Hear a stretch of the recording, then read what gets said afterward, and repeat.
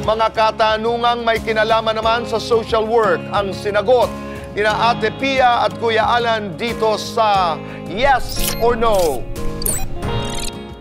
Kuya Alan, Ate Pia, kailangan pa po bang i-assess ng social worker ang mag-asawang gustong mag-adopt ng bata? Yes or no? The answer is yes. And it's for a very practical reason. Pag mag-aampon ka ng bata, itong batang aamponin, for whatever reason, wala nang magulang. So, the government, the state, wants to be sure na kung saan siya mapupunta, yung mapapaayos naman yung buhay niya na loving parents capable of providing a secure environment, etc., etc. So, sino magdi-decide nun? The law says it's the social worker. Salamat po. You're welcome. Maraming salamat din. Kuya Alan, Ate Pia, may bata po kaming kapitbahay na lagi naming nakikitang sinasaktan at pinapabayaan ng magulang niya. Pwede po ba na kami yung mismong magfa-file ng case para matulungan yung bata? Yes or no? Yes. So, linawin natin yon ha. Yung magfa-file ng case, pwede yon pero 3 responsible citizen. Okay? Protection yon kasi baka galit ka lang sa kapitbahay mo, baka isumbong mo. On the other hand, kung hihigpitan natin kung sino lang pwede magsumbong, kawawa naman yung bata kung talagang ina-abuse siya para make sure na ang bata ay protektado. Clear po. Maraming salamat. Ate Pia, Kuya Alan, may kakilala po kaming mag-asawang mag-aampon ng bata. Ngayon po, nasa bahay na yung bata, pero binibisita pa rin sila ng social worker. Tama po ba yun? Yes or no? The answer is yes, no? General rule yan, yes.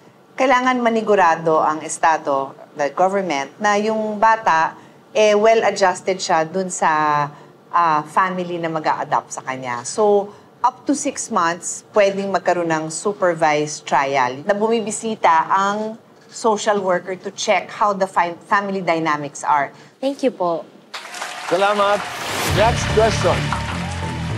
Kuya Alan, Ate Pia, paano po pag wala pang anti-VAUSI desk sa mga barangay? Pwede po bang magsumbong sa mga social workers ng DSWD kapag may incidents of VAUSI? Yes or no?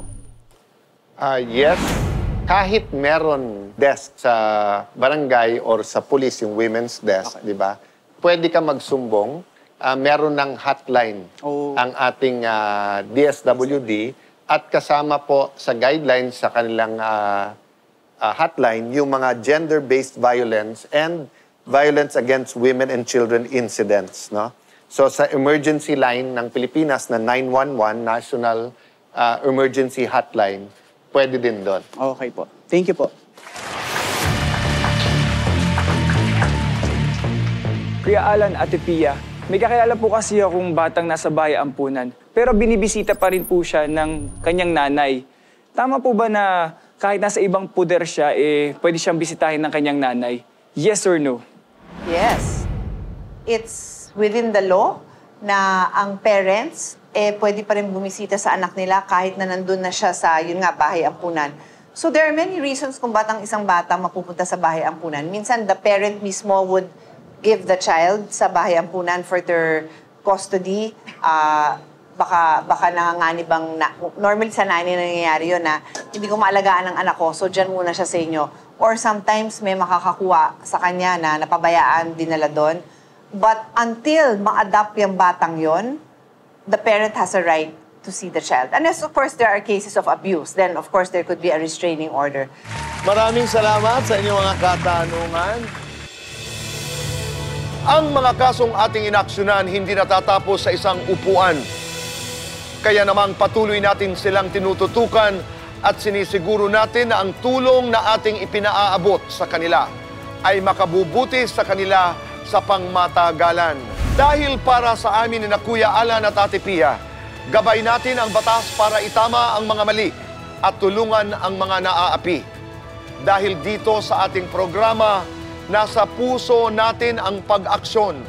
Kaya naman kung kayo ay nangangailangan ng tulong, kayo po ay dumulog sa ating iba't ibang social media. So at the end of the show, we always go back to our reminders for all of you. And ako, as the daughter of the late Senator Rene Cayetano, I am always proud of his reminder and I share it with all of you. Huwag magpaapi, alamin ang batas. Patuloy natin silang bibigyan ng payong legal, patuloy po tayong tutulong, at patuloy na galing sa ating puso ay gugustuhin natin makapagbigay ng solusyon sa mga malalalim na problema. Kaya sa ating mga kababayan, parati natin tatandaan, kung may legal na kaalaman, mas mailalaban ang ating karapatan. Katulad po ng aking ipinapaalala sa inyo, tuwing pagtatapos po pansamantala ng Cayetano in Action, ay doon lagi tayo sa tama dahil sa batas, wala po tayong kawala.